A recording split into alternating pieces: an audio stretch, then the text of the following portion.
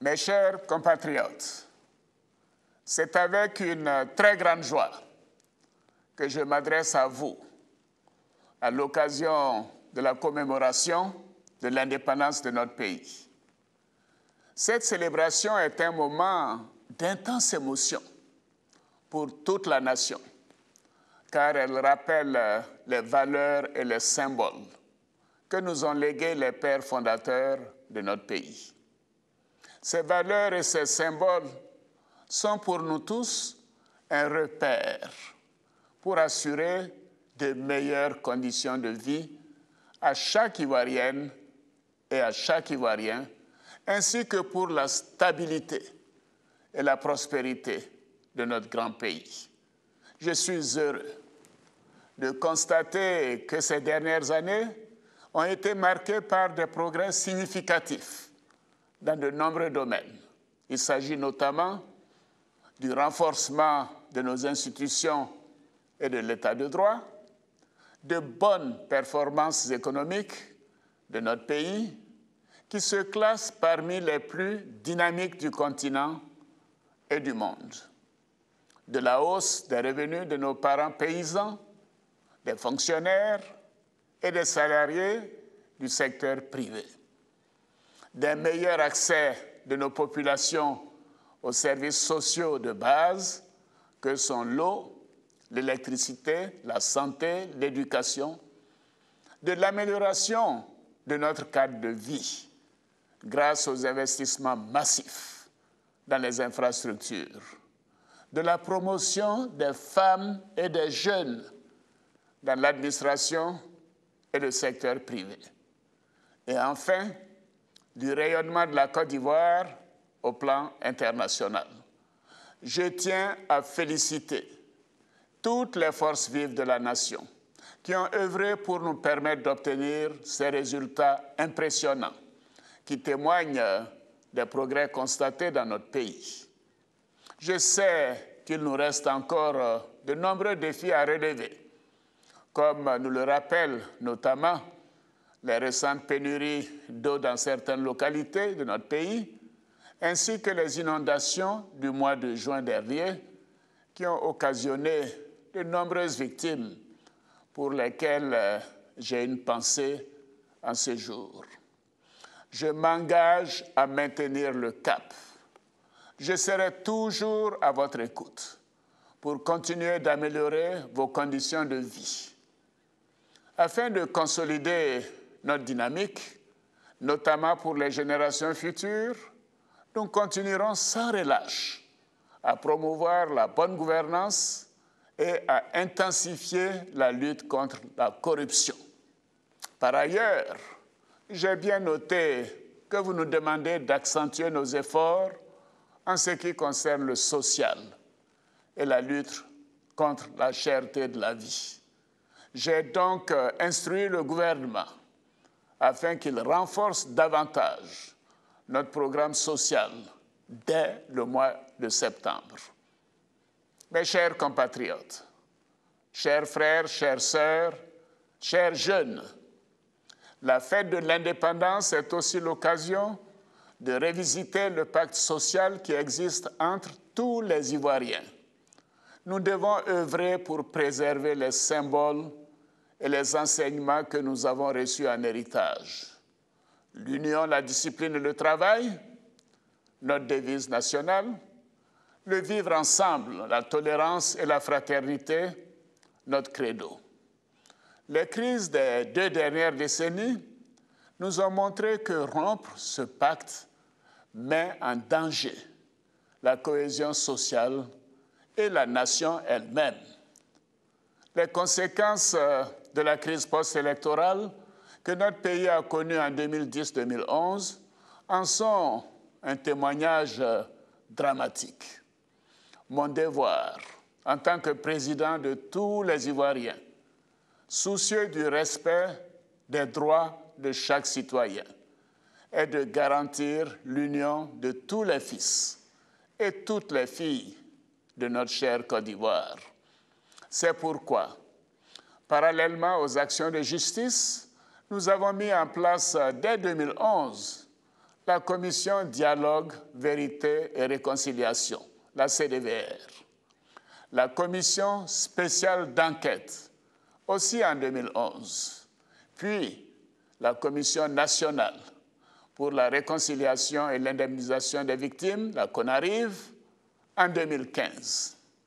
J'ai engagé toutes ces initiatives dans le but de faire éclater la vérité, d'apporter le réconfort de la nation aux victimes et de guérir notre pays de cette tragique crise sans déroger au respect de la loi.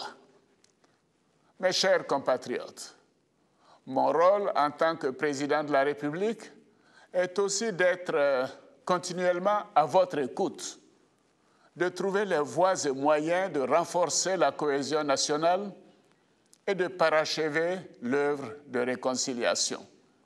À ce propos, j'ai pris bonne note de vos suggestions et de vos attentes.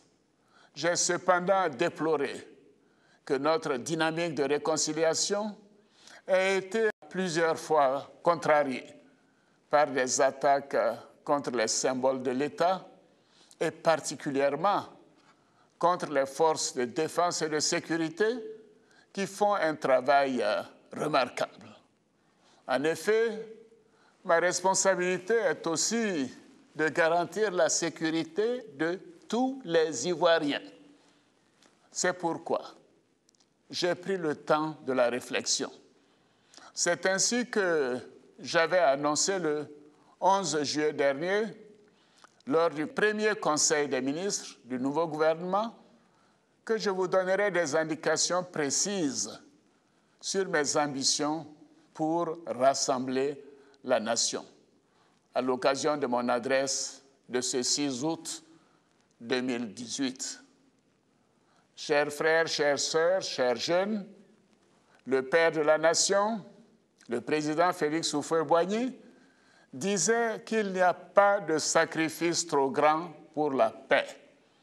C'est pourquoi, en raison de mon attachement à la paix et à une réconciliation vraie, j'ai procédé ce lundi 6 août 2018 à la signature d'une ordonnance portant amnistie.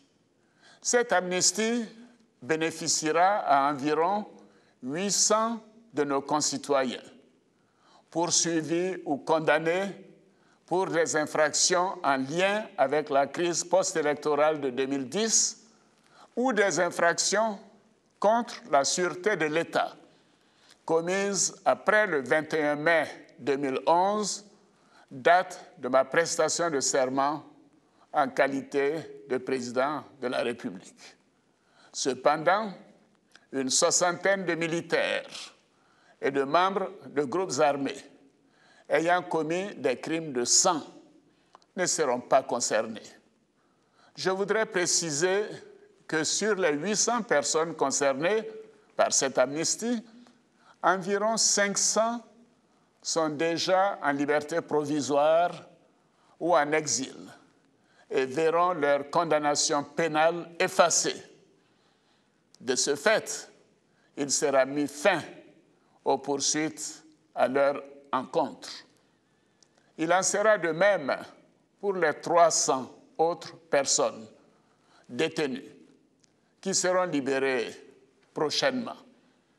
Au nombre de celles-ci figurent notamment Madame Simone Eivé Babo, Messieurs Lida Kwasi, Assoa Adou, Suleiman Kamaraté, dit Soul to Soul. Il s'agit là d'une mesure de clémence de la nation entière envers ses filles et ses fils. J'invite donc tous les bénéficiaires de cette amnistie à faire en sorte que notre pays ne revive plus jamais de tels événements et ne sombre plus jamais dans la violence. Nous devons tous prendre conscience de l'extrême nécessité d'installer de façon définitive une société de responsabilité où chaque citoyen doit répondre de ses actes. À tous nos concitoyens, particulièrement ceux qui ont payé un lourd tribut lors de ces événements douloureux, je leur demande de bien vouloir accepter de pardonner. Je voudrais leur dire qu'ils continueront de bénéficier d'une attention particulière de l'État. Je leur demande aussi de s'inscrire résolument dans la dynamique de la réconciliation nationale. Nous avons une précieuse richesse commune à préserver. C'est la Côte d'Ivoire, notre grande nation, bâtie dans l'effort, dans la diversité, dans le respect de nos différences. Mais nous avons également une responsabilité collective, celle de réaliser l'union de tous les enfants de notre chère patrie. L'union est une nécessité pour notre avenir commun. Elle est une exigence qui transcende les ambitions et les intérêts individuels. Pour ma part, en tant que président de tous les Ivoiriens et de toutes les Ivoiriennes, je prends l'engagement devant la nation de consolider cette œuvre de cohésion nationale. Mes chers compatriotes, j'ai également suivi avec attention les divers avis sur le processus électoral, en particulier la composition de la commission électorale indépendante. Je voudrais réaffirmer encore une fois que la composition actuelle de la commission électorale indépendante résulte d'un large consensus de tous les acteurs politiques ivoiriens de premier plan après la crise post-électorale. D'ailleurs, ils y sont tous représentés. Cependant, comme le recommande notamment la Cour africaine des droits de l'homme et des peuples, j'ai instruit le gouvernement à l'effet de réexaminer la composition de la commission électorale indépendante et je souhaite, en effet, que les prochaines élections soient inclusives et sans violence. À cet égard, je voudrais en appeler à la responsabilité de la classe politique afin que le débat politique soit apaisé. Je l'ai déjà indiqué, tous ceux qui souhaitent être candidats à l'élection présidentielle de 2020 pourront l'être conformément aux dispositions de la Constitution de la Troisième République. Mes chers compatriotes, au moment où la Côte d'Ivoire célèbre ses 58 ans d'indépendance, je vais réaffirmer ma foi en la jeunesse et ma conviction dans le renouvellement des générations. Comme je l'ai déjà souligné, nous devons travailler pour transférer le pouvoir à une nouvelle génération de manière démocratique en 2020. Notre pays est riche d'hommes et de femmes, jeunes, compétents, qui ont reçu une formation de qualité et qui ont appris à nos côtés, comme nous avons appris aux côtés de nos aînés. N'ayons pas peur de passer le témoin. Faisons confiance à nos jeunes, tout comme nos aînés nous ont accordé leur confiance. Chers frères, chères sœurs, déjà le 15 janvier 1962, le président Félix Houphouët-Boigny disait ceci, et je cite, « Dans cette Côte d'Ivoire, où est si vive la conscience de la responsabilité de génération en génération, la fierté veut que chacun de nous laisse à la génération future davantage qu'il n'a reçu. Mon devoir est de laisser dans la conscience de nos cadets une culture plus forte des valeurs de la nation, impact citoyen. Je souhaite qu'au-delà des valeurs d'union, de paix, de fraternité, de tolérance et d'amour, nous développions plus fortement les notions de droit et de devoir citoyen. chacun d'entre nous doit être conscient d'une part de ce qu'il est en droit d'attendre de l'État, de la nation et de ses représentants, et d'autre part de ce qu'il doit à son pays, à sa communauté, à ses concitoyens. C'est ainsi que nous bâtirons une nation plus paisible et plus forte. Mes chers compatriotes, je veux placer cette fête de l'indépendance sous le signe d'un nouveau départ, d'une nouvelle chance que nous nous donnons pour faire grandir la Côte d'Ivoire dans l'amour, dans la confiance mutuelle et dans la solidarité. L'histoire récente de notre pays, tout comme l'évolution du monde, nous oblige à bâtir une Côte d'Ivoire nouvelle, une Côte d'Ivoire plus forte, plus tolérante et plus équitable, une Côte d'Ivoire stable, condition sine qua non au développement, à la prospérité et au bien-être de chaque Ivoirien et de chaque Ivoirienne. Cette Côte d'Ivoire nouvelle est en marche et notre pays continuera de rayonner à travers le monde. Je vous souhaite une bonne fête de l'indépendance et je vous invite tous au grand défilé militaire qui se déroulera demain, 7 août 2018, sur le boulevard Giscard d'Estaing. Et cela fait 38 ans que la célébration de notre indépendance ne s'est pas faite dans ce format à Abidjan, en dehors du palais présidentiel. Ce sera donc un grand moment de rassemblement et de fierté pour tous.